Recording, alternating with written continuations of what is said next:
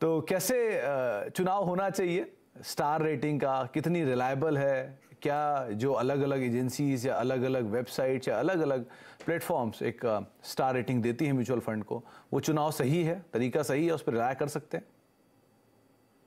Sumit sir, thank you for the compliment, but आपसे मैं इस बात पे सहमत नहीं हूँ। स्टार है तो स्टार चैनल पे हैं आप, और स्टार बिजनेस जर्नलिस्ट होस्ट कर रहे हैं शो, उससे जरूर मैं डिसएग्री करूंगा।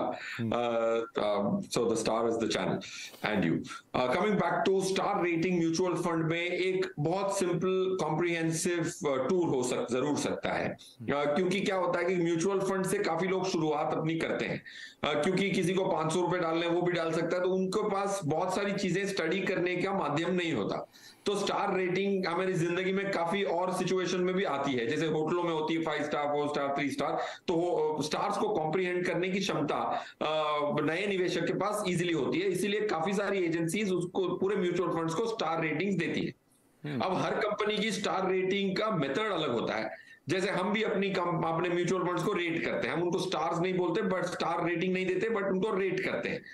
बट काफी सारी रेटिंग एजेंसीज हैं जो रेट करती हैं। उसमें ज्यादातर वो क्या देखते हैं, एक तो पास्ट परफॉर्मेंस देखते हैं, कैसा चल रहा है पास्ट परफॉर्मेंस।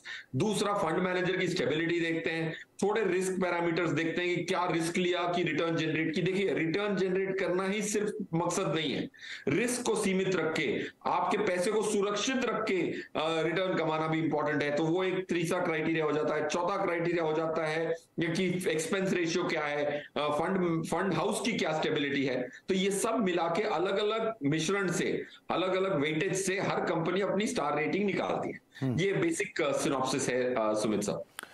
फिरोज सर, एक बात और बताएं, क्या सिर्फ स्टार रेटिंग वाले या सिर्फ अच्छे स्कोर वाले फंड्स पे निवेश करना या उस पर रिलाय करना ये सही रहेगा, इसको सही माना जाए या नहीं?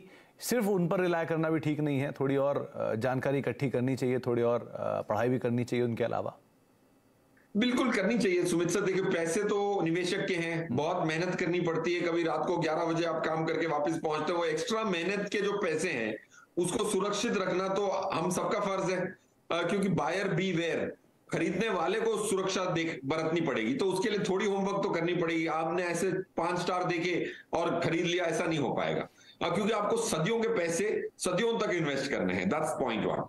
पॉइंट 2, आपको बेसिक होमवर्क जरूर करना पड़ेगा। फंड मैनेजर कौन है, एसेट मैनेजमेंट कंपनी कौन सी है, कैटेगरी कौन सी लें, या फिर इससे सिंपल, सबसे सिंपल, आप योर मनी फोन करें और सीएनबीसी आवाज में बहुत अनबायस्ड व्यू मिलती है। काफी अलग अलग एक्सपर्ट आते हैं, सबकी क्षमताएं होती हैं। उधर से अगर आप लेंगे तो आपको बायस्ड ओपिनियन नहीं मिलेगी, क्योंकि डिस्ट्रीब्यूटर का भी होता है, एडवाइजर होता है, उनकी बहुत सारी नोशंस होती हैं। सो आई थिंक सिर्फ पास्ट परफॉर्मेंस के आधार पे या रेटिंग के आधार पे नहीं खरीदना चाहिए। एक आंकड़ा जरूर देता हूं Sumit sir, now that we are on topic. हमने ये चेक किया कि पुराने जो अच्छे स्कीम हैं, अगले साल कितनी स्कीमें, वही स्कीमें अच्छी रह जाती हैं। टॉप 10 स्कीम्स अगर आप पिछले साल की देख के आप खरीदेंगे, अगले साल सिर्फ वो 10 में से 2 ही टॉप 10 में रह जाएंगी। तो पास्ट परफॉर्मेंस देख के तो खरीदना ही नहीं चाहिए। रेटिंग भी स्टैंड अलोन पैरामीटर नहीं हो सकता सुमित सर।